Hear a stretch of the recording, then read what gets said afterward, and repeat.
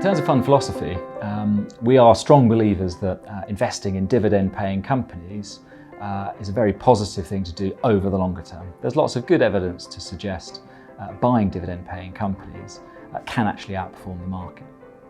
However, when we look at that in a little bit more detail, what we find is that not all dividend-paying companies are created equally.